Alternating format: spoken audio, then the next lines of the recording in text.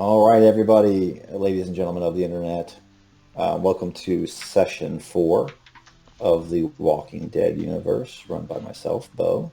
I'm a member of Blades and Blasters, as are the 4, hopefully later to be 5, player characters with us tonight. We have Rogue. Rogue's playing Jim Baker. We have Slip playing Danny Wells. We have Sim playing Connor Stetson. Last but not least, Jake Browning, dying of fake cancer, is played by Ted. And without further ado, we're going to start off with an in memoriam soliloquy by none other than Rogue. He's going to go ahead and kick us off, and then after that, you're going to be able to roll a double O, so 2d6. And that's how many extra XP you'll get this session, Rogue. Take it away.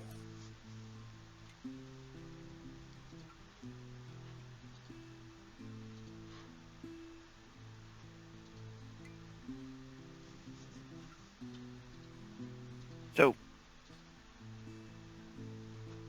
James and Vivian Moore were once a typical suburban couple living in the normal world.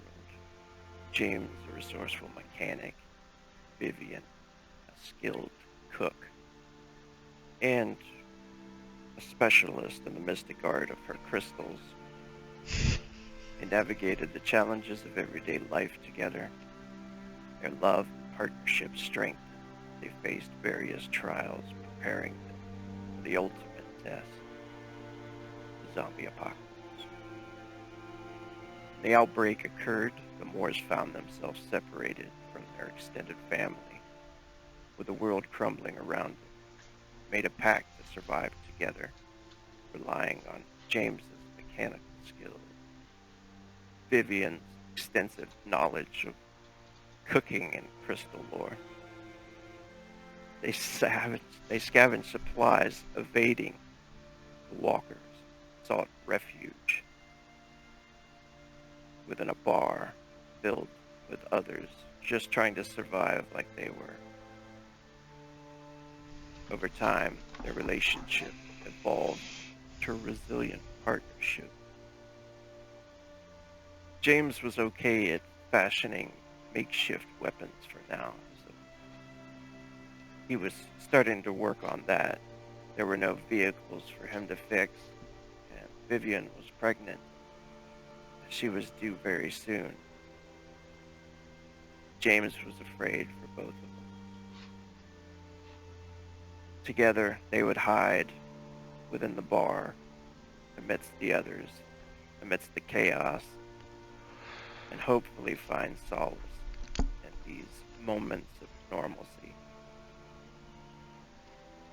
They knew the journey was going to be marked by losses and sacrifices, but their commitment to each other would never waver.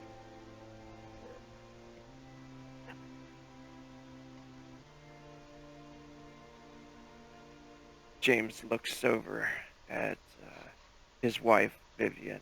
He says, "You know, living with these other survivors isn't going to be so bad. At least we have more people to share the load, keeping this place standing."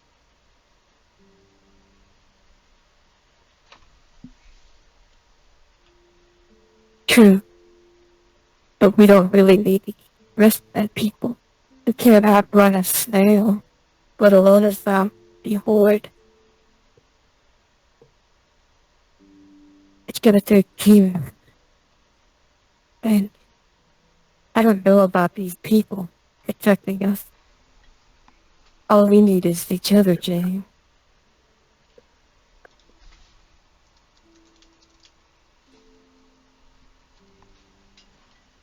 So James thinks about this, and worried, he looks out to the others who leave the bar on their quest for supplies.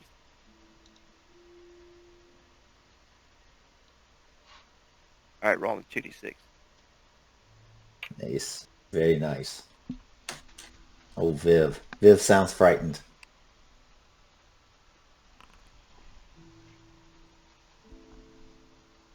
Oh no, 1.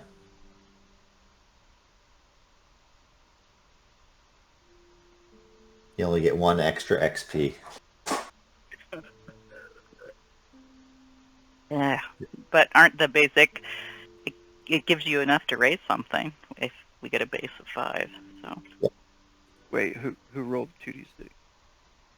Oh, I did. You want to do it? I'll let you do it. Oh no, I'll let no, you no. do it. That's cool. You got shafted. I think Walter Peck's was only a 2. Oh no, that's all right. Cool. It's all good. Let's get it started. Okay. Awesome intro. As this session picks up, change the scene to the bar here.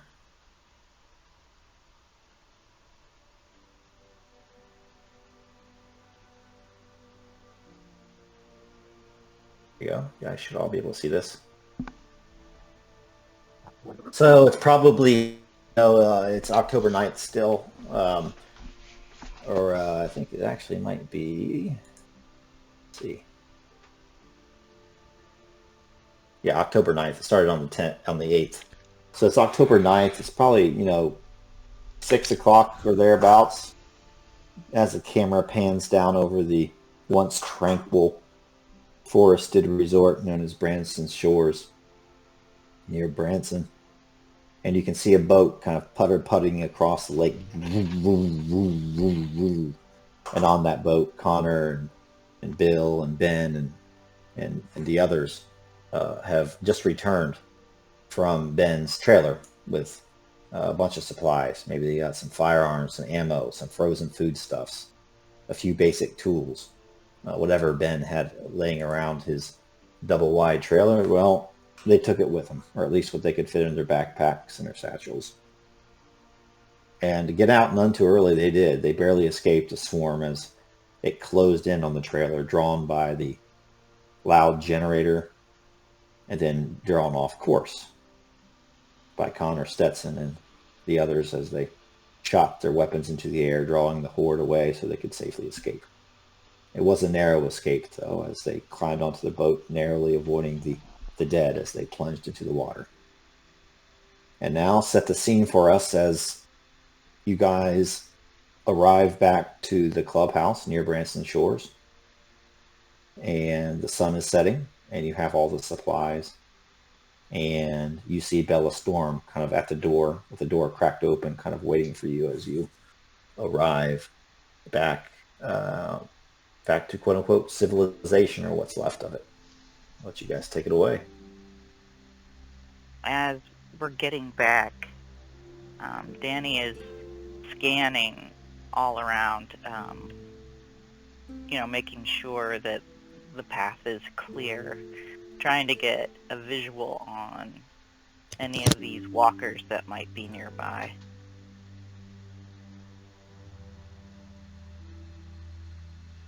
Do you guys see anything? Do you think I don't want to lead them into the clubhouse if they're nearby.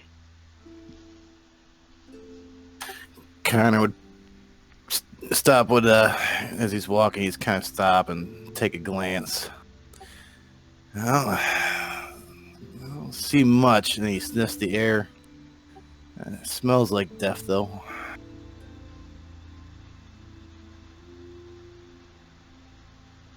Yeah, Danny's about to say, well, that's probably from corpses rotting, but she just doesn't. All right.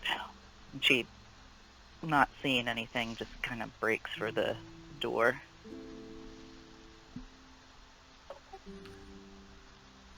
And Connor would motion for the group to go as well, the remainders, as he provide cover. Are there walkers still by those cars, Bo? You hardly see anything at all. There are a bunch of dead ones that you guys killed to your right, which is to the north. You see a few kind of random strays milling around up by where those cars were, up by Paul McCall's. But it's a good, 3, 4, maybe even 500 yards away. Threat level would be 1 right now. Gotcha.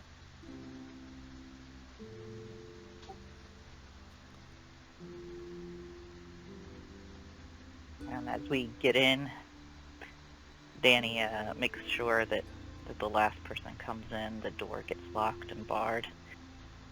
She takes out her pack and starts unloading things onto the counter. She personally had focused on hammer and some sturdy nails so that they could board up the windows and secure the door better, some duct tape. And other than that, just a few things of frozen food and some cereal that she just kind of shoved in there without thinking about it too much. Hey, Bella, everything good? Yeah, everything's fine for the most part. But you know how it is. The natives are getting restless. Well, I don't know how long we can stay here if we keep taking in more. It's all I can do to keep these kids from digging their little grubby hands into the freezer. Of course, I didn't want to stop them because it's freezer food and we have no electricity. It's all going to go bad sometime soon, so yeah, I guess the best place to keep a calorie is in their belly. Have we managed to jury rig, some sort of big cookie sheet or something? We're cooking things over the fire because we don't have power. Oh, there's no fire. No, we had a fireplace start last time. There was a fire? Yeah, there's a fireplace. Is smoke coming out of the top of the chimney? It would have to unless it's gas. Yeah. I don't think it would be. Would it really be a wood fireplace though? It might be a gas fireplace, but then it wouldn't work for sure. It won't work because there's no propane. I mean, it was a camping facility, so I figured it would be wood, but I mean, it would probably actually be a 50-50 just for the convenience of gas. So the last time we said we had a fire for extra light when the lights went out. Yeah, that would be fine then. Pretty easy to rig something like that up. Anyway, try to get some of this frozen food warmed up to the point where it's edible.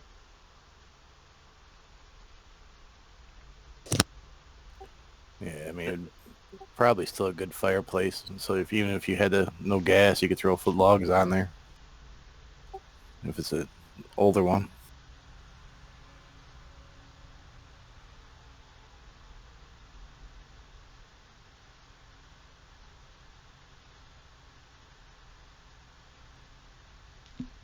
We need to find some non-perishable food pretty quick, and maybe I don't know. It's getting kind of crowded in here.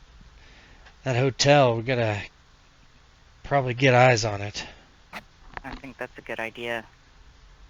In the meantime, she looks around. Any volunteers to start boarding up these windows? She kind of points to the hammer and nails. Only one hammer, but people can, hold the wood steady. Paul, feeling a little bit guilty, kind of comes forward and says, "Oh, sure thing, Danny. What'd you find over there at Ben's?" Well, we kind of got interrupted, but we got some tools we can use and some food. I got a flashlight. I don't know if anybody else picked up anything different. I'm sure we've got kind of similar type things in your backpack, but you might have looked for something different than she did.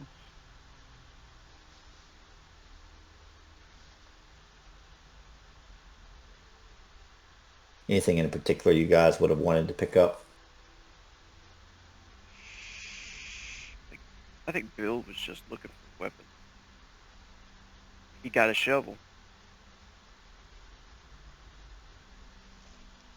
And drugs. I don't think he had any in his cabinet.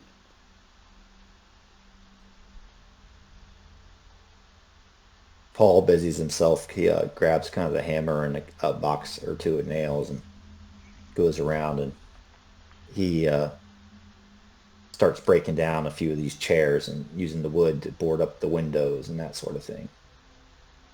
He looks outside, and it's starting to get a little bit windy, and It's a little bit warmer than usual outside. Good weather for a thunderstorm. Paul says, around this time of year, these storms can roll through. Boarding up these windows ain't going to only protect us from those things out there, but from anything else, alive or dead. He has a worried look on his face and starts trying to board up the windows here. So what time did you say it was? Around 6. Probably too late to get started for the hotel. How long does it feel like it would take if we were hoofing it, or if we took a boat slightly down to get us closer?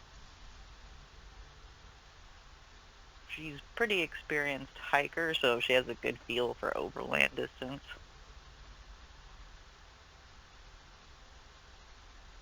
So, let's see here.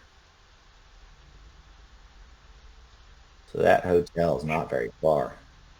The next one up, about right there, right? Mm-hmm. The bigger hotel. Is it? Yeah, Okay. that's not very far, because that, if you look at, it's like probably like 1,000 feet. It's Oh, not. yeah. So we'd really just kind of have to stealth it over there. Yep. Maybe a couple of us go and scout it out. I don't know. I don't know if doing it at night's a good idea or not. Can these things see it in the dark? Well, we can't see in the dark, so that'd be a bad idea if we do it at night. Yeah, we only have a couple flashlights. Well, I've got Power. one. Yeah, but you might as well just go ahead and ring a dinner bell for those things. Yeah, maybe. Well, I guess we wait until the morning then, huh? When they're talking about that, Bill looking over at the looking over at Paul doing the hammer, and he starts thinking, what about the noise? You think they can hear that?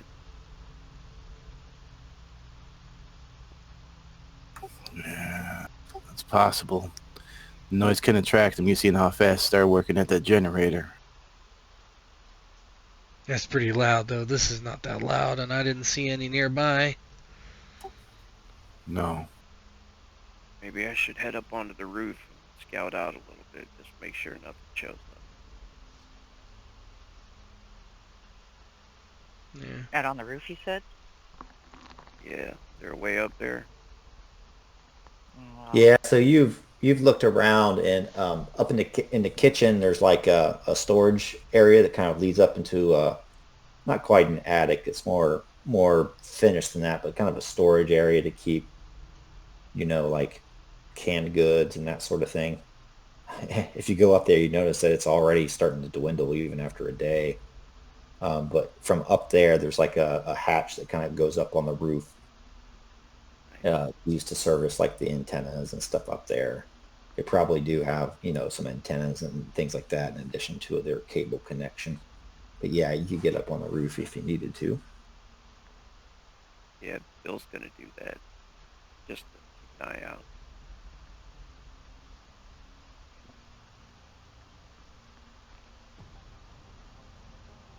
Give me a little scene there as you kind of crawl up on the roof. What's it look like? Bill crawls up the ladder, pops out on the roof, lifts up to the hatch, and starts to kind of crawl towards the edge to look out over the parking lot and everything. Still seeing the bodies in the streets hanging out of the cars.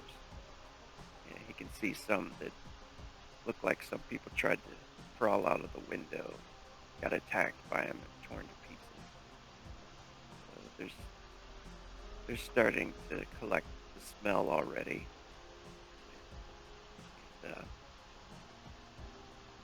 He's looking out. Does he see anything out there? Give me a scout roll with a -1 since the light's starting to go down.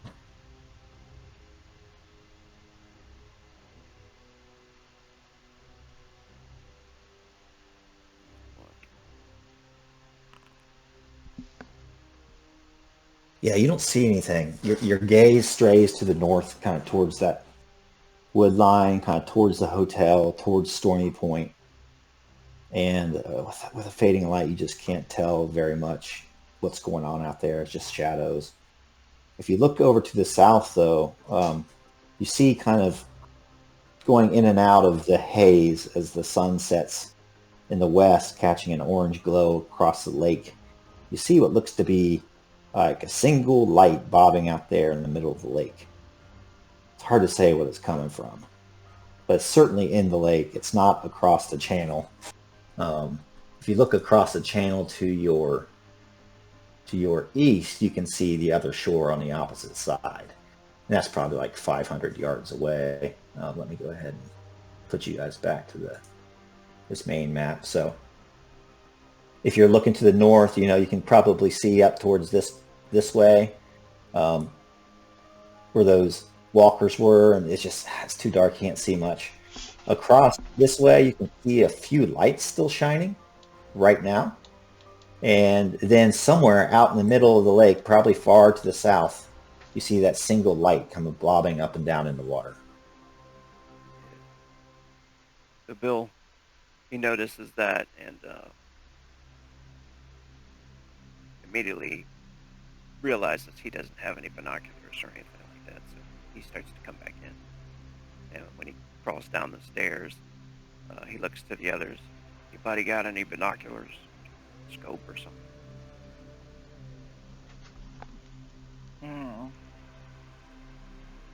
At my house. Not here. Paul, do you have anything? No, we don't got any binoculars. Not on me. Like you said, Danny, it's all at my house. And the only thing I needed out of my house was, well, my goddamn insulin. Well, I don't see any of those dead things walking around. I saw some lights on east of here, across the water. Some kind of light floating out in the water, too. It might be a good idea to have somebody up on the roof, just keeping a lookout.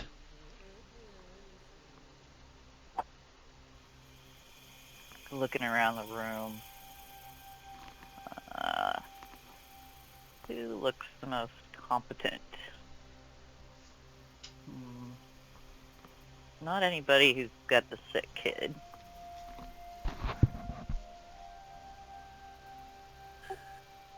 Not Paul. He can't climb on the roof. I mean, I could do it for a while. Well, if we were... I don't know. We need more than, a couple people if we're going to carry anything back. But if this is just a scout, I guess you could do that. Hey, yeah, just sit on the roof and watch for a while, and then maybe somebody will take over, get some sleep, and in the morning we can head over there and take a look. Oh, you mean tonight? Okay. Yeah, just tonight. I mean, in the thought day, you I meant don't when know. we were trying to run over there. Yeah. To keep Oh. a lookout. Yeah, I mean, if we're gonna do, I don't know. We're not gonna do. Are we running over to the hotel at night or no? I didn't think we were. No. No. Yeah. Just in case somebody comes, knocking that maybe shouldn't. Mm-hmm. Well, I guess we'll take shifts, taking the roof. Even if it's raining, we probably got an umbrella, but that's not going to keep you completely dry. Maybe ponchos in the clubhouse. Bye.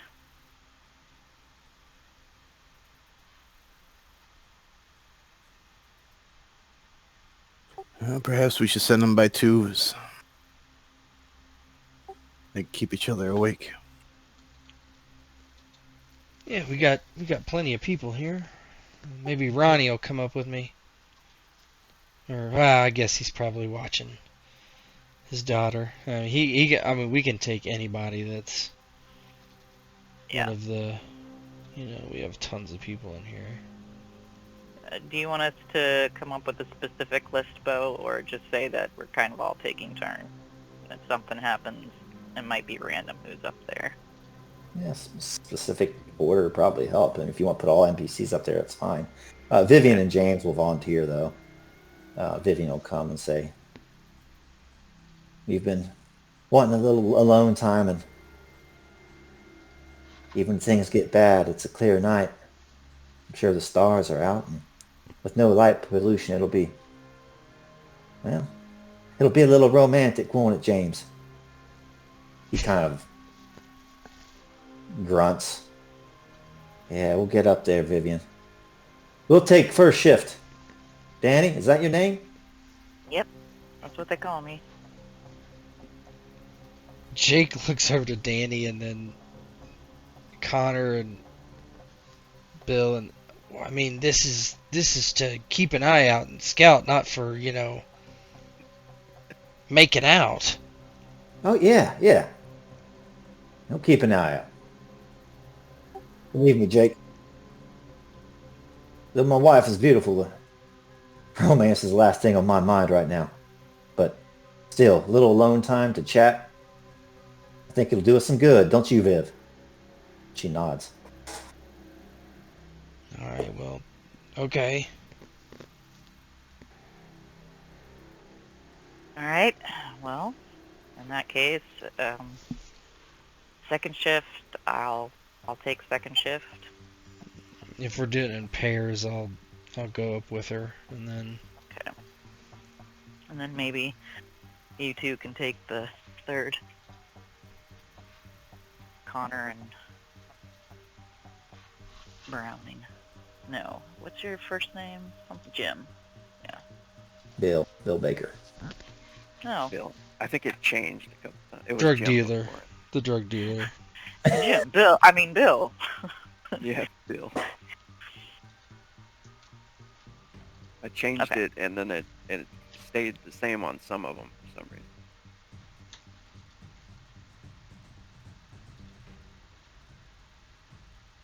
Screen. Oh, sure thing. Me and James will head on up.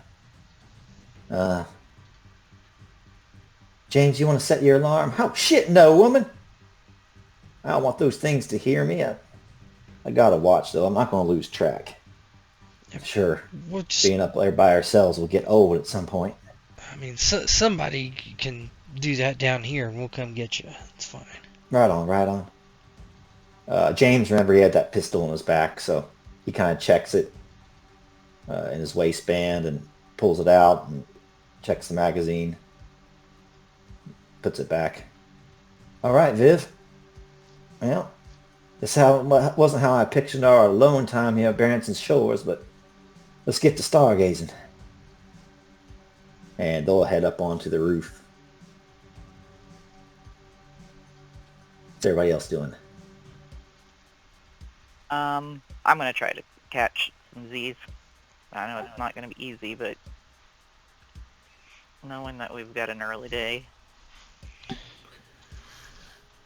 Yeah, Connor's gonna pour himself a little 3-finger whiskey so he can catch a couple hours, wake up, and go back to sleep for a couple hours. Yeah, Jake is gonna have a couple drinks. He's getting kind of edgy now. Yeah. Connor would probably stay up drinking with Jake just until his shift time. What's your guys' anchors and stuff here? Where's my anchor? I think Look it's like Connor. Jake's It's is Connor. Connor. Yeah. Yep. So why don't you guys have a little scene while you're drinking there? Danny can do whatever she's doing, and then we'll figure out what Vivian and James see while they're up on the roof. Yeah, Jake. Yeah, so Connor, of course, will go over. Doesn't see Brandy at the bar, so he'll go over to the bar and grab a bottle, no ice, a couple glasses. Pour a couple. First ones are going to be stiff. Yeah, there's no ice. There's no electric. Yeah. It's pitch black, too. You guys maybe have some candles out, right? Yeah, romantic evening, drinking by candlelight. Yeah, you see Paul's not really talking to anybody. He's finishing up, sealing up the windows. So Connor pour a good stiff one at the first. And how you feeling, Jake? Yeah, not terrible, not terrible. I mean, all things considered, Don't have a family, so I guess that helps, huh? Yeah, it usually does. Nothing too. So what's this I hear about you having cancer? I don't have cancer. I'm just skinny and lost a bit of weight. Not been eating much and been drinking a lot. Well, yeah, I kind of picked that off. Yeah, you seem a little strung out at times. That's how I wasn't able to know that you had some type of problem. The problem was what it was, though. But No cancer. I don't have cancer, man. that's good. I mean, maybe not. Maybe cancer would been your nice exit out of here from the apocalypse, so you could come back and bite somebody or something. Not really ideal, but yeah. I don't know. You know those two that just went on the roof? They're kind of weird. I mean, she's talking about romance. Who the hell wants? I mean, like, she's 8 months pregnant to boot. What are we gonna do if she has that baby? Like, I can't deliver a baby. Well, I mean, there's some good news to that. Thousands of years, people have been having babies without modern medicine, so ain't no different now. But it's definitely gonna have a challenge. Got something that's gonna cry without knowing what it's doing, what it's gonna attract. Man, they're not gonna survive if we don't get them someplace. And all these kids. Well, there's no place to get them. Anything that's worthwhile getting somebody to is overran by now, probably. Yeah, maybe. I don't know. I mean, it'd be nice to have a little bit of stuff, but what you gonna do? Put them in the middle of a room with no lights? Have you ever seen an operating room or anything with windows? No, I don't think so. Well, there you go. And if we do have a spot, we're gonna a couple of flashlights ain't gonna cut it. Might as well just have it here on the table. I mean, we need alcohol. we need some electricity somehow. What was that? We need some electricity somehow. Some Generators. I imagine there's some. The hotel probably has a generator. Now the question is, does it have fuel? And how loud is it? yeah. I mean, that's the unfortunate part, is that wherever we have a generator, it's going to be attracting those things. They move pretty quickly over to the Ben's place when that noise started. You know, another thing I was thinking. I mean, we got a courtyard full of dead fucking things. Are we gonna have to burn those bodies eventually? I mean, I don't know if these things do, but that's a diseased 101, man. Well, perhaps that one's a tough call for right now. I don't think we're going to be staying here that long. Yeah, I mean, but anywhere. I mean, let's say I don't know. Yeah, maybe we move over to the hotel, but I mean, if that happens again, we're gonna have to find a burn pit or make one or something. You just stack them up and burn them. Maybe it'll track them to that instead of us. Yeah. Save it for another diversion. Worry about too many fires out here. That cause a forest fire. That wouldn't be good. No, that it wouldn't. Luckily, it's October, so it should be going in the raining time here. Snow and rain. Yeah. Snow with no heat. Yeah. Another problem we're going to have to deal with here in a few months. Anyway. I think I'm just going to have a couple more drinks and try to get some sleep, I guess. Well, he Connor looks at his watch. He ain't got that long. I know. I'll just get one quick. Hopefully they're not having some, pregnant sex up there. Yeah, God forbid. I mean, what if her water broke? Isn't that how it happens? That one's beyond me, good sir. I've never, don't have children, so Yeah, me neither. Thank God. Yeah, I can't imagine having to worry about that right now. I'm a long way from home. Yeah, but I mean, there's kids in here we have to worry about. Well, of course. I mean, he kind of looks over where all the kids would be at. I mean, they seem to be doing all right. This is gonna be their new normal soon. I guess. You got a wife, a girlfriend, anything like that? I had a girlfriend, and well, who knows where she's at now? Yeah, I had a wife. Uh, Yeah, yeah. From what I hear, you don't like her too much. Yeah, yeah, she left me. We're separated. gotcha. Well, I mean, with the whole entire area falling down, at least kind of saves out on some court time and some money that you don't have right now because it's useless. God, I guess I couldn't even go to an ATM if I needed to, huh? That's kind of weird. I mean, Yeah, no credit cards, cash. Cash is worthless anyways. What are you gonna do? What are wipe you your gonna exchange ass it with them, for? maybe? Yeah, gotta keep our eye out for anything precious. That way we can have bartering things if we need to. If we run into another group of people, I imagine it's all gonna be trade. There's gotta be more of us out there, hiding, laying low. Yeah. I mean, what about like dickheads and stuff? Like people that, yeah, like whatever that dude was down over there that we had to shoot. But I mean, that was kind of weird. But I think he was infected anyway. But like more of those type of people, like groups of them. Oh, I imagine they're gonna be out there as soon as they get a taste that there's nobody that can stop them from doing things. They're gonna start taking instead of asking and trading. Mad Max type stuff, like humongous. You ever seen Mad Max? Yeah, see Mad Max. I don't think we have to worry about the freak show part, but I mean they're gonna be out there and they're gonna be pillaging. Who knows? Are we gonna be the perpetual good guys, or are we gonna have to do the same thing? Yeah, I mean, I've never, I don't think I've ever committed any serious crime, officer. Well, I'll tell you what.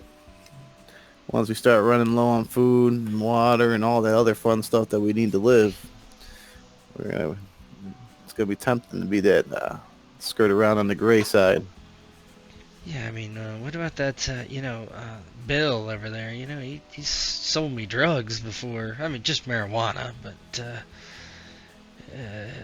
he offered me, methamphetamine and other things. He does seems like a shady guy. I don't know if I trust him. No, he's proven to be all right so far. I don't fault him for being a drug dealer. That was in the past. The past is now the past, right? There's no. You gotta rely on each other, including if you don't trust somebody. But he's never shown me anything but to not trust him with so far. Yeah. Yeah, I just feel like there's a bunch of heartbreak coming. It's, I don't know, man. I don't get a good feeling. Connor kind of looks around. Well, if you see the number of people we got, the law of nature here, Murph, is going to say that we're going to lose some of them eventually. Maybe even lose some of us. Yeah. I mean, Ben seems capable. I mean, I think, looks like he's been in the service or something. Knew how to handle that assault rifle. Thank God we aren't in England. Nobody would have guns. I don't know if seems like a bad thing, huh? Yeah, well, eventually we're going to get to the point where we won't be able to find ammo no more. We'll be in the same exact boat that England's in, huh? Yeah. Kind of pour another couple glasses there, and raise his glass up. Well, here's to becoming like England at some point. Yeah, I guess. Cheerio, mate. Another shrimp on the Barbie. And Connor would clink his glass. Yeah, he takes All a right, drink. you guys can disappear your stress there. Mr. Bill Baker and Miss Danny Wells, what are you guys up to? Bill, No, go ahead. Bill's been listening to their conversation the whole time. How was that? I don't know. What is that? Cypher cussing in the background. Bluetooth crosstalk. That's Bluetooth crosstalk. It's TV again. Touching dicks. Bill's sitting in the dark by the phone, the payphone. You know, he keeps going over to it and trying it, hoping that he can call the phone number to find his son Eric. But even though he knows it's going to be dead, he tries anyway. But he's just been sitting over there in the dark, listening to their conversation. He's just on the bench there that used to be like the waiting, like a little waiting area by the door. He's laying on the bench there, and just watching the two talk about everything. I think Brandy's one of his anchors, so she'll come over. There you go again there, Bill. That look of longing in your eyes, but that phone ain't going to ring. And you ain't going to be used to call nobody either. She looks over towards Connor and Jake, and kind of you can hear snippets of the conversation, like words like drugs, and dealer, and stuff like that. Brandy kind of sighs. You get a bad rap, Bill. I mean, you are what you are, but there's a lot worse people out there. What's the name of that boy you always talking about? Eric? He sounds like a nice lad. Nice lad.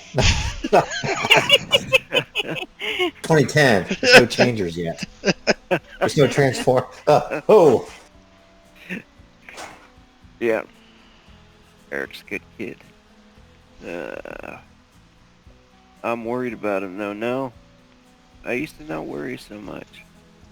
Figured he'd be better off with that dipshit mom of his. I was going to say that. Talk about Eric, but you never mentioned her name, or at least not often. Did you guys leave in a bad way, or how'd that all shake out? He looks at her for a second. He, like if he should tell her anything or share anything with her. He says, She does. She leans forward a little bit. She leans forward. Manipulation. Oh! The cleavage does not work on you. It's that chest hat. Repulses him. I would have given Walter Peck a -2 to resist. So she leans over. You spill more or no? Or it's up to you, roleplay wise. But. Yeah, he definitely does. He likes her anyway. He's already flirted with her. So he says, yeah, you could say that. She got herself a rich boyfriend. She's better off anyway. Type of rich boyfriend that takes some other man's kids. Sounds like a nice guy, Bill. Yeah. Maybe he'll be all right. Yeah. I'd probably just get him killed if he was hanging around me. Yeah, maybe he deserves it. Or maybe rich guys come with resources. Yeah. That could mean safety if the same thing's going down in Florida as it is in this shithole town, right? Oh, shit. I imagine Florida's 10 times worse than this place, actually. Why? Cause the gators?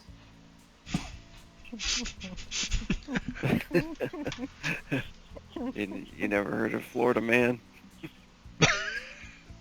I mean, I've heard of crackheads and gators. I thought the crackhead part would be offensive, but No, the whole state's just cesspool. yeah, it's a cesspool I'd like to see sometime. Been stuck down here in this valley with these yokels for far too long. Barely never traveled, Bill. Ain't never been out of Missouri. Well, down to Arkansas a few times. Did I ever tell you my brother used to be a user? I used to help him from time to time. You gotta cut out that stuff, Bill. Yeah, it ain't nothing I can't handle. I could quit anytime I wanted. I suppose at some point you're gonna be forced to. Ammunition's gonna run out, medicine's gonna run out, your painkillers are gonna run out, Bill. Plus, there are better uses for them. She looks over towards Mandy and her dad. Mandy seems to be in quite a bit of pain still as she wakes up. Yeah. I mean, I'd gladly give her something if she needs it. Especially All right. since I'm the one that. Then he thinks about that, and then he stops talking about it. Yeah, I'd help her out if she needed. I think Brandy would like that. You're right. If this was a BioWare game, you would gain influence. If you have stress after that scene with your anchor, you can remove it. Next up is Danny Wells. Yeah, Danny, I was thinking, I mean, bed is the first thing on her mind, but she needs to check on Mandy and see how she's holding up.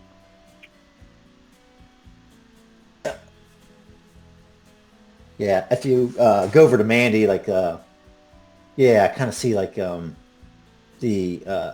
timing of it. It is all much as such I keep looking to see if Walter Peck pops in or not. No, I don't think he's gonna make it. That's what's looking Yeah, like. it doesn't sound like it. Doesn't like it. Yeah, so she's laying there. Daddy hurts. And Brandy kind of brings over the painkillers and she takes them. And her dad kind of gives a nod of thanks over to Bill. And then the dad, what's his name there? Ronnie. Ronnie, yeah. Ronnie addresses Danny. Oh, she's doing fine. Thanks to you. Man, this shit's bad enough, but if I lost my baby girl, I don't know. I couldn't make it another day. Thank you, Danny. That is your name, right? Yeah. I mean, yeah. It's what everybody calls me. Well, and she's just kind of doing doctor stuff, using a stethoscope and checking the wound and maybe injecting some antibiotics. Well, we should all try to get some sleep tonight. Tomorrow we're going to go out, do some scouting, maybe a supply run, but you take care of your kids and try to keep them from going nuts. Anything you find in the supply cabinet that looks like paper or, old flyers, they can write on them or draw on them. She just kind of shrugs. Sorry, I'm going to have to trust you to figure something out. Yeah. We'll try something. I'll keep Mandy busy. She likes to write in her journal and that sort of thing. And I suppose she'll have some words to write after this whole adventure's over with, and even daring it. He looks over his shoulder. The girlfriend, Laura, is trying to comfort the son, and he's just pushing her away. My boy's not doing so well, though. He's seen a lot, He's younger than Mandy, and he's always had a rebellious streak. He doesn't have many friends. She looks over at him. does he just seem sulky, or does she see any signs that he might be not feeling well? Sulky. He's not like sweating or anything, but he's withdrawn. He's shut down. If you ever seen a kid that's lost a parent, he is, he's just no eye contact with anybody. He looks like he's even. I mean, he hasn't been there, but less than 24 hours. But he just looks drawn and thin. How old is he? Mandy was what, Tet? I think she said, yeah, she's 13. No, she... 15. 15, yeah. He's probably like 12. 12, yeah, 15 sucks. Something like that. All right. Well, she'll look at the boy and just kind of smile weakly at the father. She says, "Hey, I've got something for him." And she goes back to her where she had took out her supplies, and she grabs the box of Fruit Loops, and she goes over to his name's Bobby? Bobby. Yeah, she goes over to Bobby. She goes, "Hey, your name's Bobby, right?" She looks up at you and makes eye contact briefly, and then looks back down the floor. So, here to do a quick checkup. Just a little test, and if you pass the test, I've got a surprise for you. And she puts the back of her hand up against his forehead and takes his temperature. It's normal, right? Mm-hmm. And she's like, "All good." She holds out the cereal and shakes it. "This is just about all I ate when I was your age." He looks up and smiles a little bit. She puts it down by him and says, "Don't let anybody else get into that. That one's just for you. I think there's probably still some milk in the fridge that needs to get used up before it goes bad." He kind of perks up with that, and he grabs the Fruit Loops and runs back to the kitchen. You can see him. I think the kid would probably not even want to go in there because they couldn't see anybody, right? So he probably stop before going to the kitchen and make eye contact with you, then just run really fast, grab the milk, and come back. Yeah. And it's, going to the bathroom in the middle of the night run. My daughter won't even stay in her room for that reason. And he comes back, and the milk it's almost warm, but it hasn't gone bad. And he just pours it right into the rest of the box. Starts kind of drinking it. Yeah, he probably hasn't eaten in who knows how long, over a day probably. Yeah. She feels like ruffling his hair, but knows that would be a serious indignity to a 13-year-old, and so she just kind of gives him a little salute and says, "I'm going to try to catch some such shut-eye. I suggest you do too." He actually just says thank you to you, which is more than he said to anybody so far. Problem. We all got to look out for each other here. She just smiles at that. And Laura goes, "Bobby, she's such a nice lady." And you just hear Bobby go, "Shut the fuck up, Laura." Danny looks over at Laura and kind of Mandy smiles. Mandy smiles as she hears Bobby say that. She gets a little better.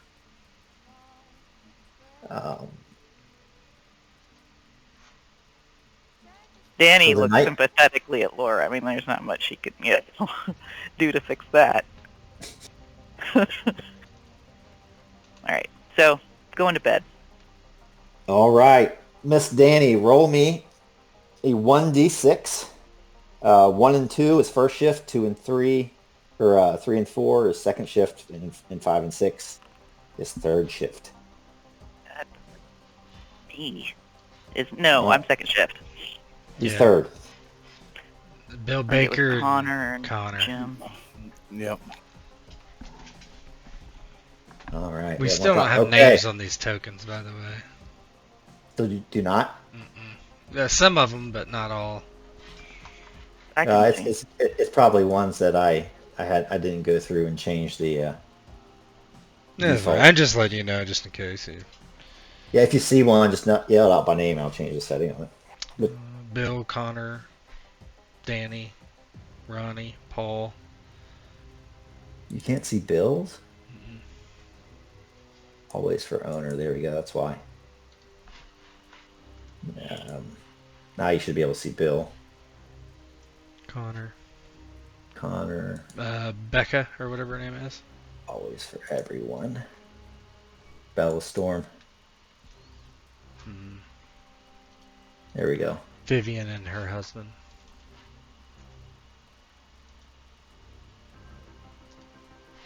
Yep. I should probably use duplicate token more often. All right. Connor Stetson, Yes, sir. you can remove all your stress. So can you, Danny. And Connor, why don't you go on over to the rollable tables and roll me a random night event.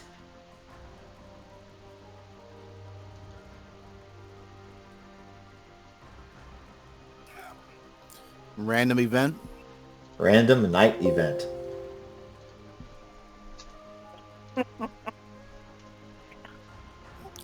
There's a random night event. A nocturnal event. Yes. Nocturnal emission. You should be able to see them all. I see it now. All right. Random night event. All right, time for my missions. Roll nocturnal emissions. Big money, big money, big money, big money. He needs a There's change of only one pants the cure next for this day. fever.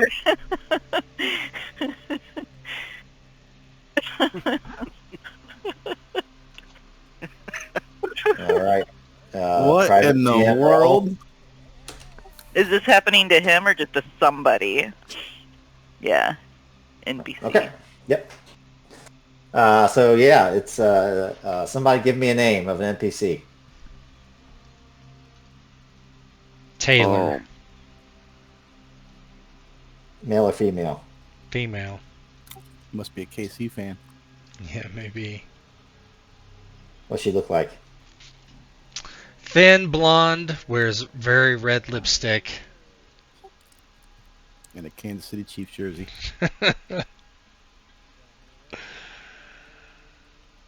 Okay.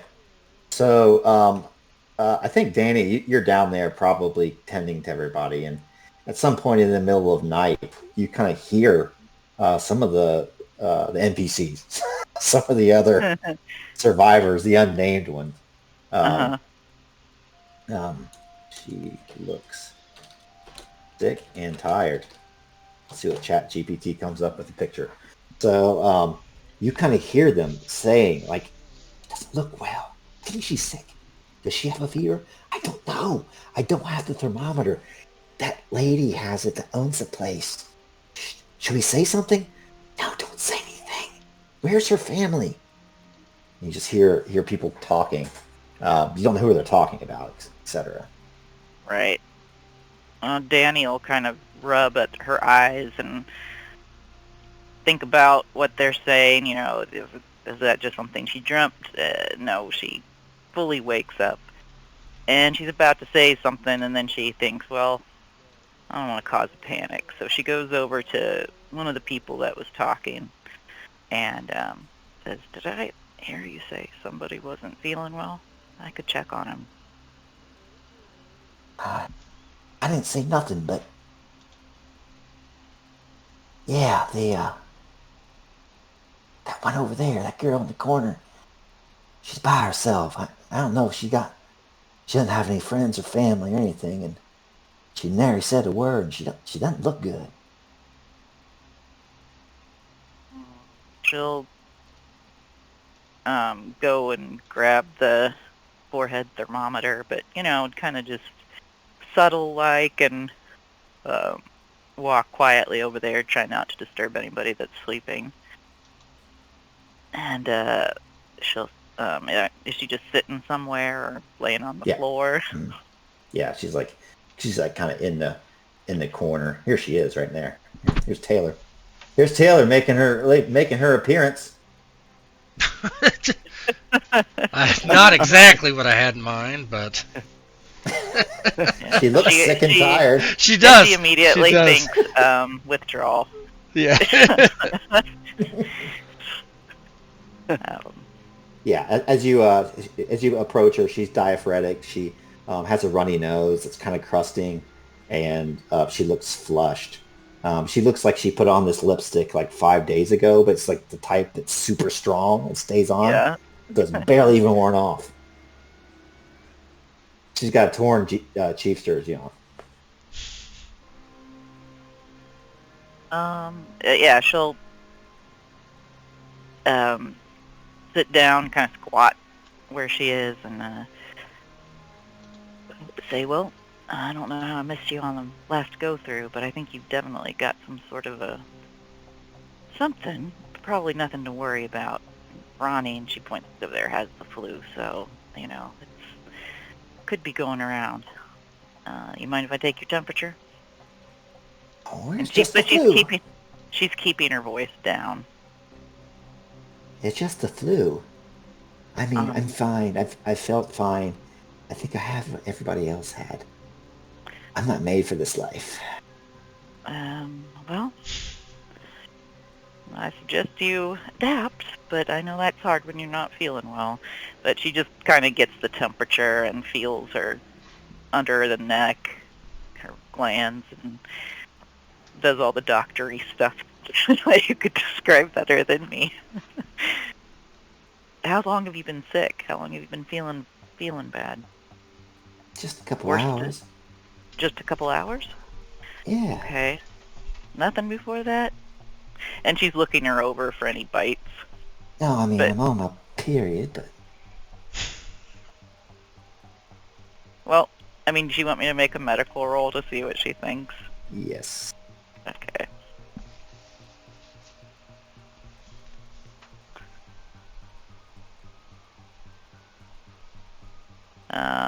No, she's got a few tools. Is there a bonus for that, or just roll? I think it's more for, like, surgery and stuff, yeah. Okay, I do have basic medical gear, which gives me, like, a +1. Yeah, do that. That's fine. Because that's like your temperature and stuff. Yeah, you got 2 successes anyway. You think it's probably the flu. You're 80%. You're 95% sure. Yeah. Well, I think you're right. I think it's the flu. I would do my best to cover your coughs and sneezes and stay away from the rest of the people. Drink lots of fluids. But yeah, garden variety flu is what it looks like. You should feel worse before you feel better, unfortunately. As you say that, like, everybody's backing away from her, leaving her in the corner, and everybody else is just huddled on the opposite side of the bar. She looks at him. What are you guys doing? I've got the flu. I don't have that. She points just outside. You know, Danny stands up and tries to exude confidence. It's definitely the flu. This is nothing like what I saw outside. Which she never got a close look at, but she's bluffing, basically.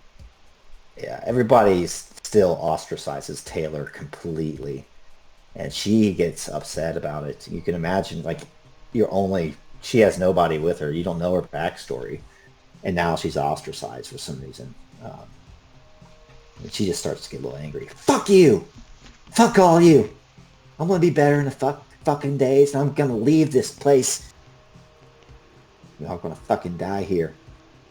And that's when, who's at the top, Jake and Connor? Mm-hmm.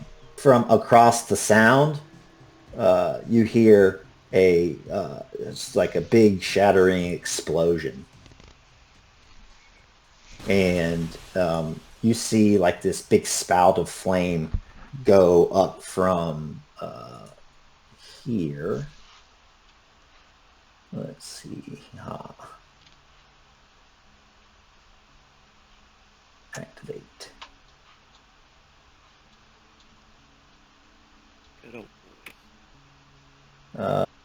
Yeah, from around here, like somewhere back in here, that region.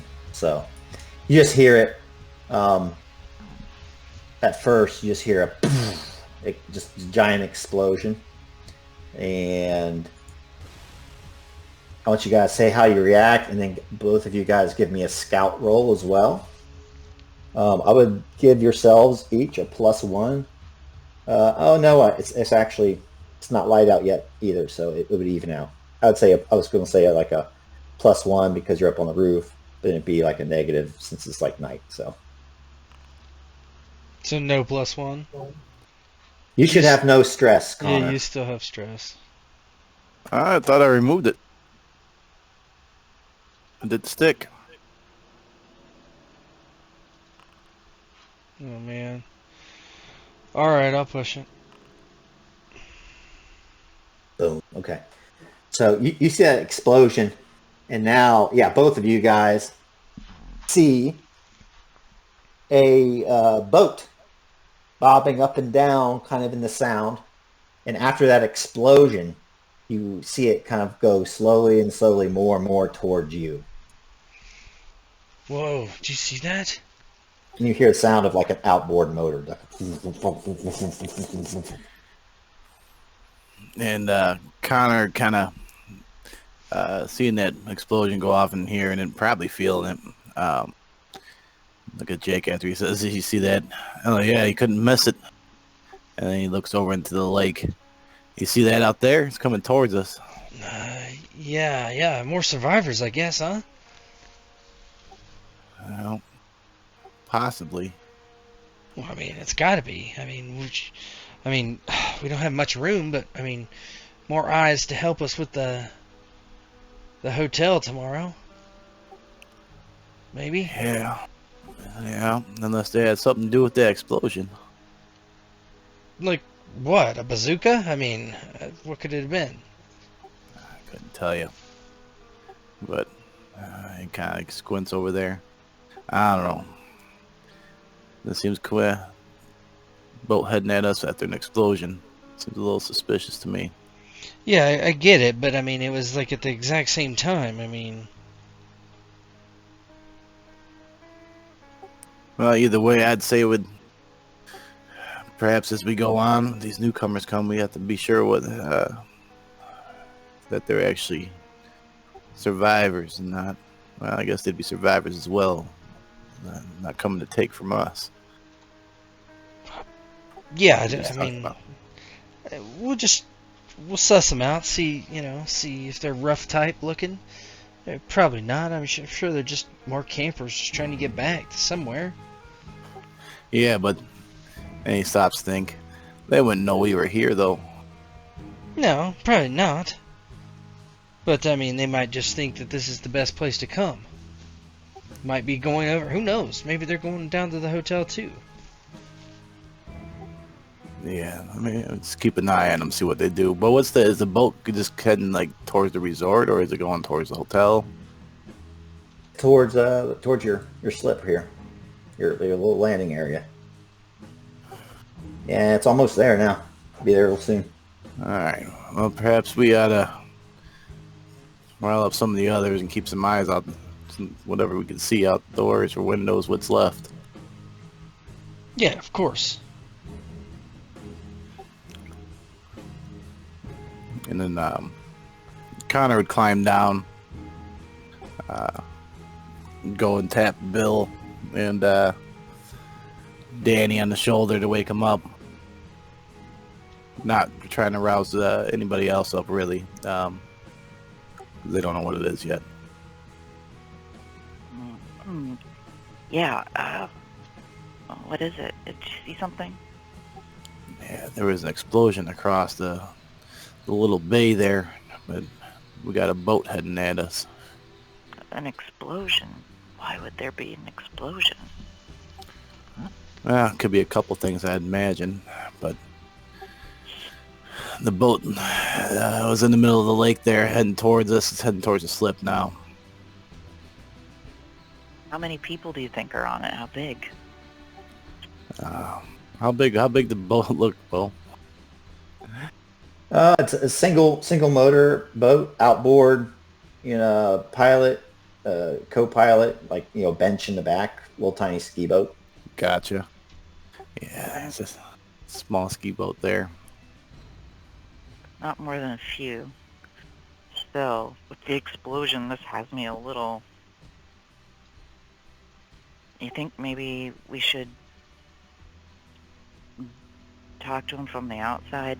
Maybe a few of us get on the roof with guns just in case. Not a friendly encounter. That's a good idea. Kind of nods. Well, perhaps we should just watch and see. They might walk right past us, so we can kind of get eyes on them without them knowing we're here. See what they're carrying. See how many they are. And Connor will go around and start puffing out some of the candles. Still think 2 people laying low on the roof might be handy, and she just is thinking about that explosion. In case they threaten to do something from the outside. I don't know, maybe I'm just being paranoid. I think it's fine. I'll go up there. Yeah, Anybody else with a rifle? We'd probably picked up an extra rifle from Ben's house. Yeah, I don't have a rifle, but... Connor would grab the AR-15 that he let Ben use. Yeah, Ben's been kind of keeping quiet. He helped Paul with the construction. Yeah. It's kind of routine for him to help with things around the hotel. He would probably go up there too. Being real somber and quiet, but he'd probably want to. Yeah. Connor would grab the... He'd kind of... I'll go up there. It's our watch still. We'll see what we can hear, but I would make ourselves noticeable until we know who we're dealing with. She's, probably most people are still asleep, so yeah. I'm just gonna wake up and get ready to keep things calm if necessary. Yeah, and then see if you can find a couple spots out the windows there. You might be able to see them better than we can, but we'll be able to hear them. Cracks in the boards that we put up. On the roof, you got a little bit of cover up there too. Let's I'll go up there with you. All right. And Phil's got his pistol. And Connor with the assault rifle will go up and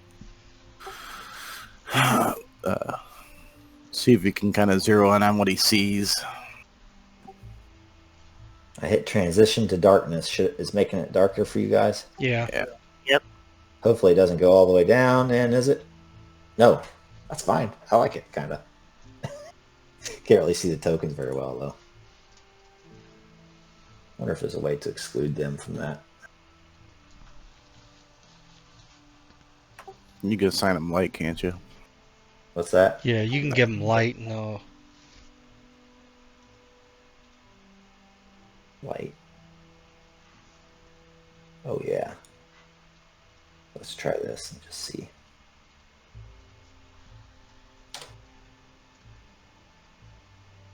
See what happens. Yeah, Bill Baker's has a little bit of light, I guess. I'll do the same with you guys. So Connor's up there and Jake. Mm-hmm.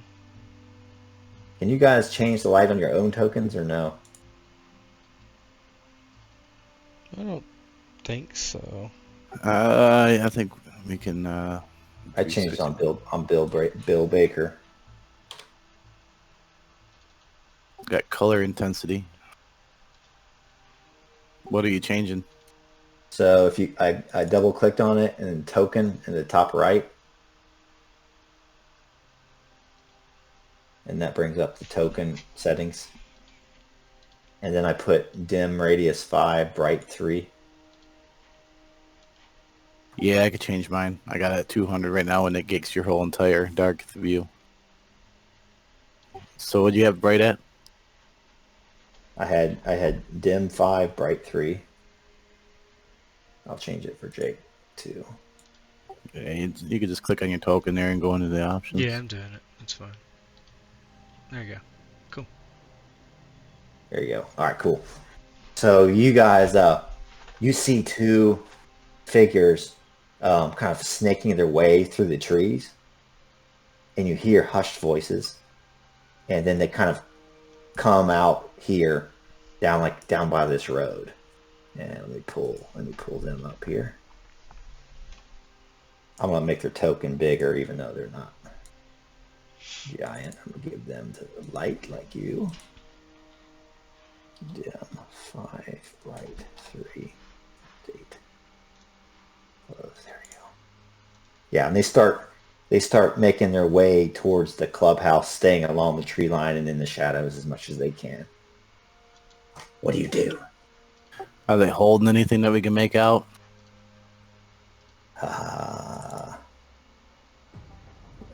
The woman has an axe in her right hand, a little small axe. That's what you can see. And the man doesn't seem to be carrying anything. Oh. And they're heading right for us. They're heading right for us! They're heading right for us. Has to shoot them. No. Connor, point out that the female looks armed. I can't tell if the male's holding anything. Doesn't look like it. Perhaps, before they start drawing attention to us and banging on the doors with an axe, we kind of look at Bill. Perhaps she still tell Danny to get ready to talk to him from the door. Me and Jake will stay heading up here, and he looks at Jake. Jake, what do you got for a gun? I've just got this pistol. That might be good enough. I mean, if they just got an axe, we just, Well, I'm more worried about them hacking away at our defenses before we get to talk to them. Yeah. Danny's watching through a crack in the window. I'll assume she kind of sees them starting to approach. She grabs her thermometer and her pistol, and she kind of stuffs the pistol down the back of her jeans. So you're going to shoot him with a thermometer? Silver she bullet. doesn't want them to see it right away. Gonna take your temperature. Yeah. And you can see them just kind of like trying their best to keep stealthy. I'm going to do it just for fun.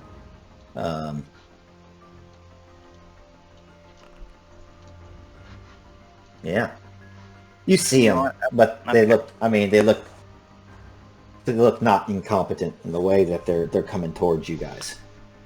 Yeah, she's gonna get Bella or somebody to lock the door behind her, and she's gonna go stand underneath the porch awning, look toward where she saw them before, and give her flashlight 2 flashes. Connor's going to be covering from the rooftop there in case they get a little squirrely. Bill goes down to tell Danny what Connor said, and then Danny's already out there, I think, right? Well, she's probably just, as you're coming down, stuff happens kind of simultaneously. Yeah. We can retroactively say that you kind of pass it on, and she just nods and says, I'm not going to let them in until I know that they're okay. All right, well, I'll back you up then. Yeah, get up on the roof. Don't let them know you guys are there. He nods. Yeah, it's back up there. And so Danny is trying to get their attention with flashing the flashlight a couple times without saying anything out loud. Yeah, so they see Ethan and Olivia as their name. They stop. You just see them pause and freeze. They drop to the ground and just shimmy all over into the trees. And you can even hear them whispering probably from up on the roof, guys. And you hear them say, they're inside. They're inside. Here, approach slowly. Slowly. Don't let them see you. They already saw us, dumbass. That's why they flashed the flashlight. Oh, okay. But still, be careful. For fuck's sake, of course, be careful. Come on. Ethan, come on. And you see the woman kind of emerge from the trees, and she slides through the shadows alongside the house. And if you're looking out the window, Danny, you see Olivia's eye just come up right in the window, right next to yours. And she mouths the words, "Let us in! Let us in!" No, Oh, I Sorry. thought I was going out the. Oh, I was going out to the direction. I thought that the door, there was a back door here or something. I wanted to be where they could see me standing outside the door. Oh, you're outside. Okay. They would approach Yeah. you then. Let us in, please. Let us in, where we can talk. Danny says, "Let's calm down. I'm happy to give you shelter, provided you pass your checkup, if you know what I mean." Jesus Christ. A checkup? A Yeah. checkup? Do you know how long we've been floating on that lake? Be quiet. Ethan, she's just doing what she needs to. If you're sick, I can't let you in. With that kind of sick. Ethan, open your mouth. Olivia opens her mouth, and so does Ethan. It's clear they have not brushed their teeth in several days. Yeah, Danny will first of all take their temperature, because that's quick. It doesn't require anything, and she kind of gestures them into the door, and she does the best she can to do a quick, is there any sign that there's something wrong with them? Give them a up and down with the flashlight. Tired, hungry, dirty, grimy. They smell She asks bad. them to take off their shirts. Okay, yeah, they do. And she just looks Ethan at their does have skin. a pistol. He has a pistol tucked in his waistband, but he unbuttons his shirt. He pulls his pistol up. Puts his hand up on the top of the shirt and pulls the pistol up and shows it. His hands up. She's just looking for bites or scratches that look like attacks. She's like, "All right. Is this all you've got?" This is all we've got, ma'am. All right. This is all we've got. Okay, shh. Let's keep it down. We got a lot of people in here. How many got in there? How many? We got... She thinks about it. What, 20? Something like that? Oh, you got 30 people. 30. There's 30 people in here. 30 people? We got 10. Strength in numbers, right? Oh, God. She says, if you've got that many, I don't know if this is the best Ethan, we found salvation. Thank God. Wait, where's the rest of you? And she looks at you. Well, I don't know if I should tell you just right quick, but listen, you give us shelter, we join forces, and we get somewhere better. Yeah, I'm not saying that's out of the question. We're just running out of room. My house is right there, and she kind of gestures with one hand. We might need to set up a second base. What do you mean it's out of the question? Ethan starts to lose his composure a little bit. No, I said it's not out of the question. Oh, good. God damn it. We're about out of gas, and we're out of food, and then there's the fucking explosions? Yeah, I don't have enough food for 10 people, so people are going to have to help scout. You don't know anything about those explosions? All I know is that it's not good over there on the other coast. We were there a day ago. And who are the other 10 people with you? I don't know what you could call them. Survivors, for lack of a better term. People like us. Tourists, mostly. Branson. A few mountain bikers, but mostly tourists. Kind of gives the overweight sigh. Look, I can let you two in, but I can't make guarantees for the rest. They all have to pass the checkup. And with that many people, we're going to have to get food from other places. My house, she says, is probably the first place to pick clean. Just us. I mean, they're out there. She shrugs. We'll do what we can, but like I said, one building can't hold an infinite number of people. We'll have to start spreading out and securing other places. And she says, so are you coming in or not? Olivia slowly nods, but she says, the rest of us, they're out in the middle of the lake on a pontoon. No lights, of course. The two of us have been sharing a couple gallons of gas, all we have left, but we have no food or supplies. And I'll come in for a brief respite, but Ethan, we can't leave him there. We can't do it. I couldn't sleep at night. But we'd be alive, Olivia. We'd be alive. Okay, we'll come in for now. We'll come in for now.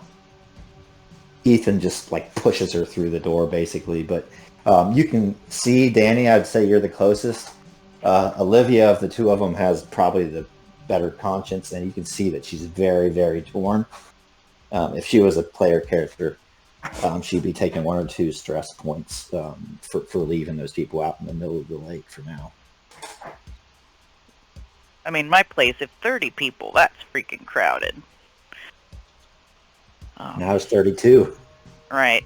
So she's gonna have to consult with other people. So she brings them in and makes sure the door gets locked.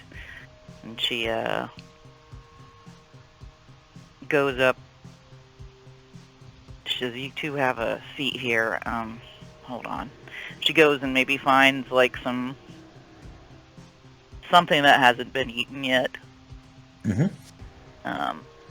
And maybe there's some protein bars that they sell there that are. There's a couple left, and he hands it to him and says, "I'm gonna have to go talk to my friends." Awesome. So this is third shift, so like the sun's about ready to rise here. I'm gonna go ahead and move the old calendar to the 10th, and it is dawn. So the sun's starting to rise, and they walk in. Bill, Connor, and Jake, or whoever's up on the roof still. No penalties now. Now give me another scout, please. Yeah, Connor's definitely good. Once he heard there was more when he's looking for other ones.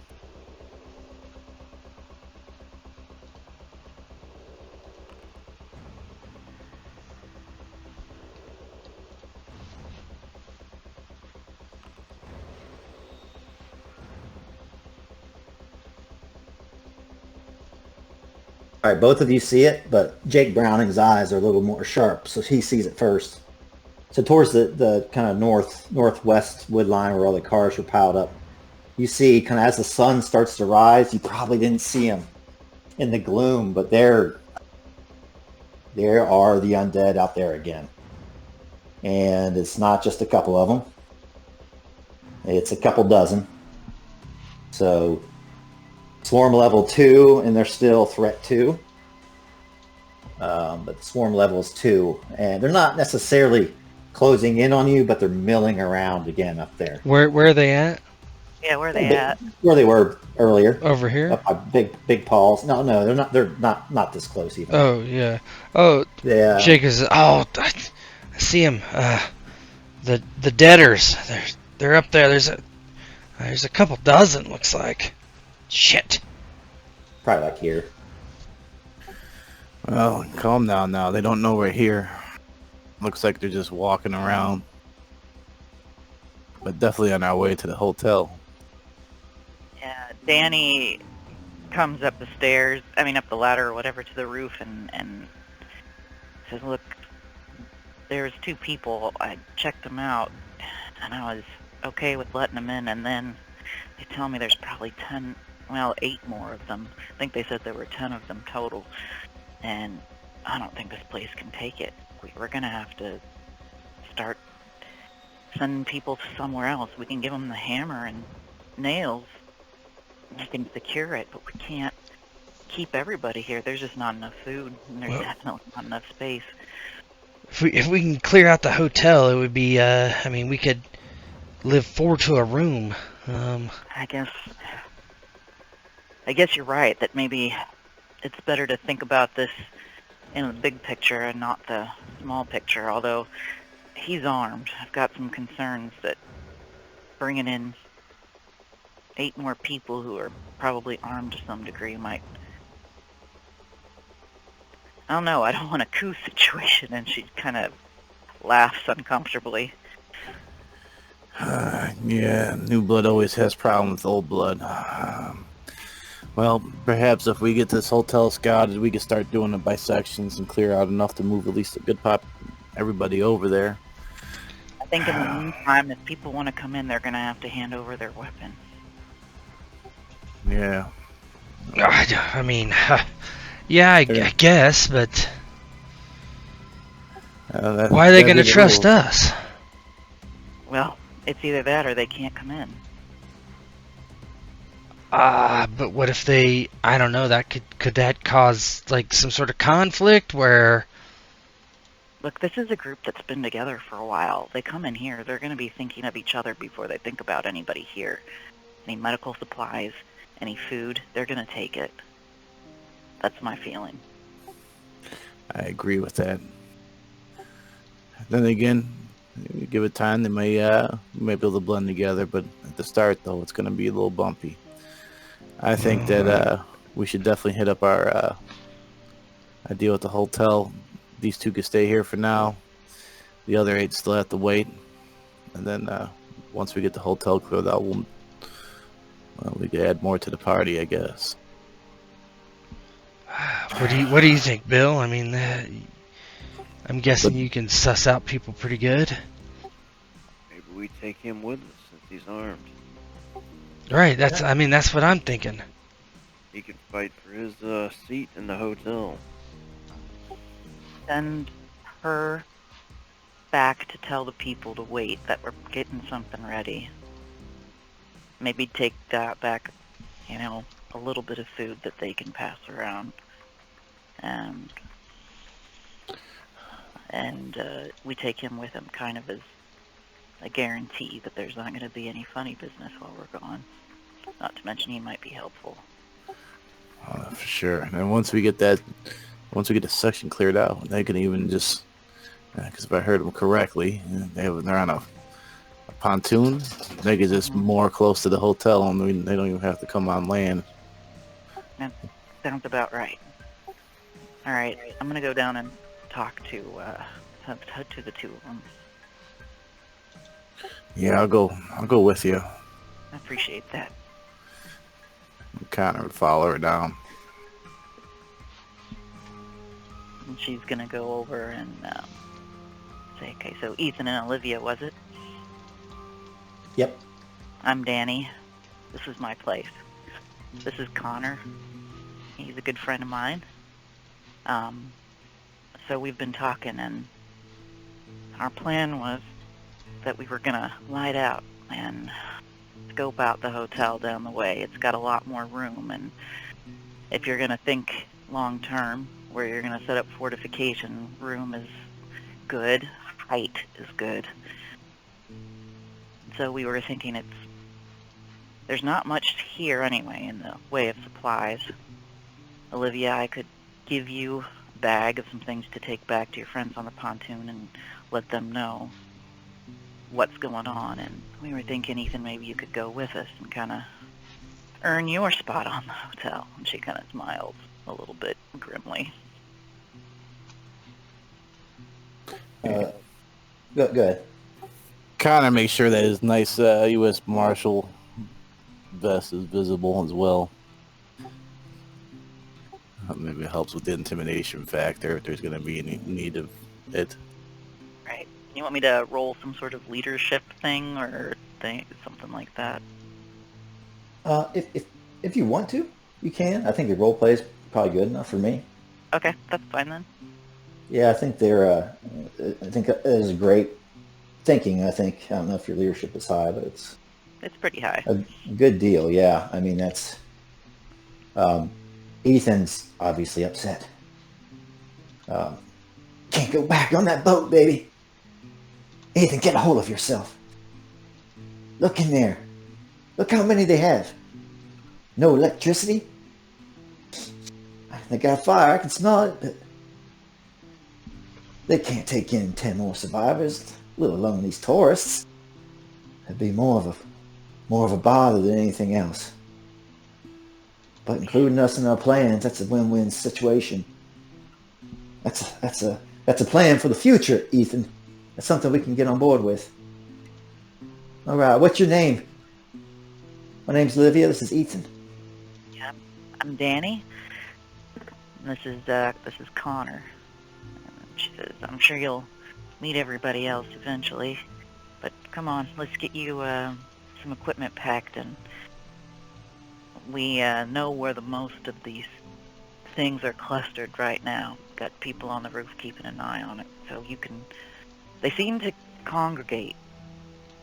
So I think you'll be okay sneaking around if you avoid that area.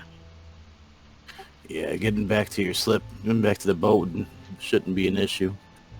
And then he kind of stops. Speaking of which, Olivia, Ethan, how many other people on board are armed? There's a handful of us. None of us are trained, though. At least not well. What do you We have? know how to Rifles? point and shoot. Pistols? Yeah. Handguns mostly.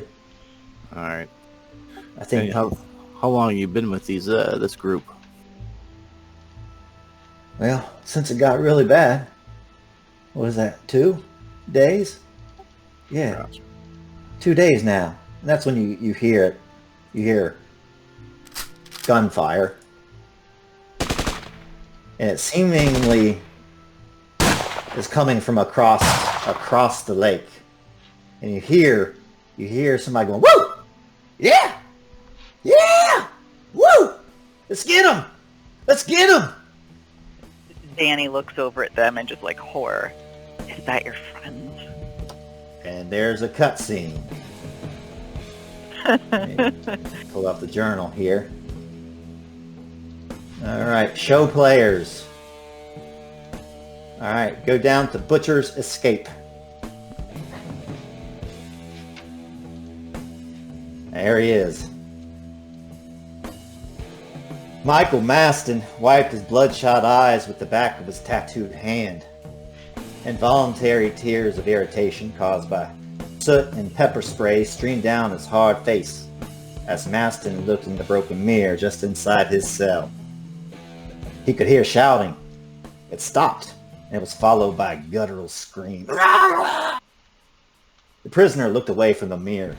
The cell door was ajar. A guard, recently stabbed, was on the ground in a puddle of red. 3 inmates surrounded the downed guard, and his eyes went wide in fear as a flurry of stomping feet and kicks soon caved in his skull. Michael Maston, who went by the Butcher on the outside, emerged from his confinement. He was late middle-aged but corded with muscle. His head was bald, pocked with scars, and a threatening tattoo was under his right eye. Casually walked through the puddle of blood and called for the other 3 inmates. "Larry! Jim! Peckerwood! Let's go, motherfuckers!" There are more screams as explosions rocked Stone County Jail. Maston looked out a barred window. A floor below, near the sheriff's office, a car had gone up in flames, and now the office was on fire. It appeared that most of the cruisers had been dispatched or stolen.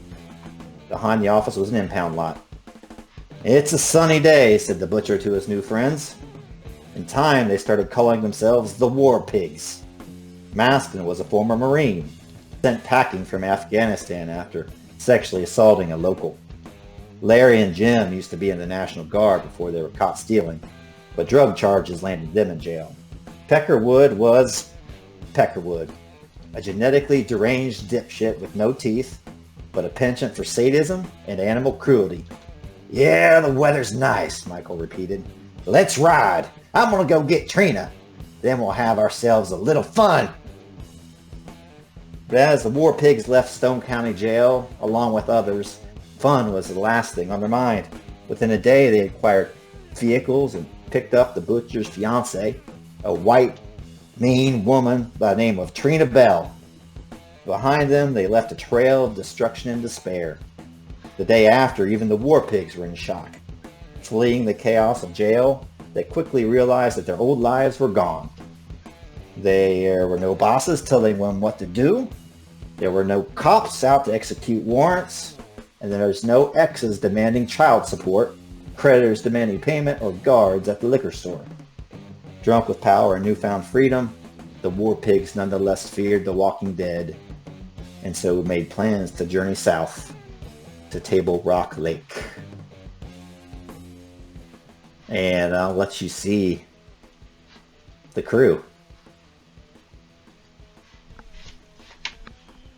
Butcher and Trina Bell. They're a mean-looking couple. I think that Here's Peckerwood. she played her cards right. Yeah, so. Yeah. Good. Danny just kind of looks at them with wide eyes, and I assume they shake their heads or something when she says, "Were those friends of yours?" No, they have nothing to do with it. Yeah, and she runs up the ladder to see what's going on, and probably, Connor, what do you do? Connor's going to do the same. Yeah, as you go up there, you hear the gunshots and whooping and shouting, and you don't know if they're shooting into the air, or if they're shooting something else, but they're making a racket. And if anybody's still on the roof, the swarm size... I am.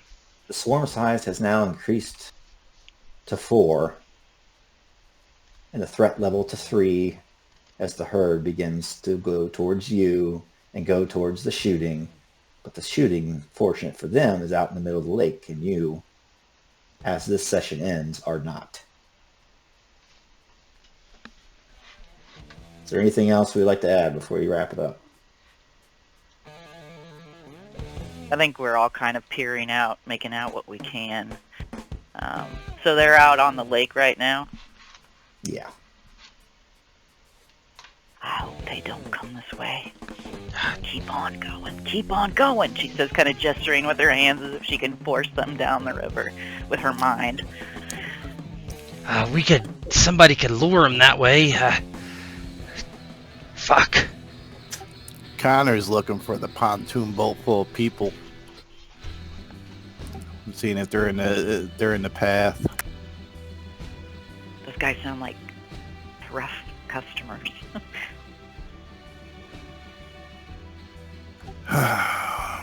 Well, I think things are about to get interesting, if you ask me. Yeah. Yep. Ouch. Praying those people on the lake have the sense to keep quiet, but they're tourists, so probably not. Who knows what kind of hillbilly shenanigans are going on. Well, Connor's looking. He's looking all over for that pontoon. I don't see them, but maybe they're hidden now.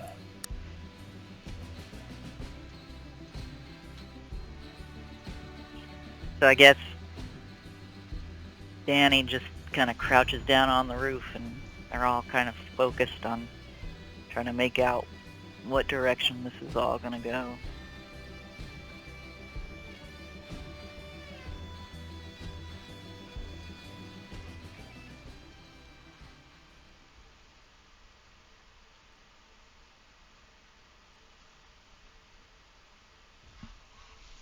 And with that, I think we'll end the session. All right. Stop recording.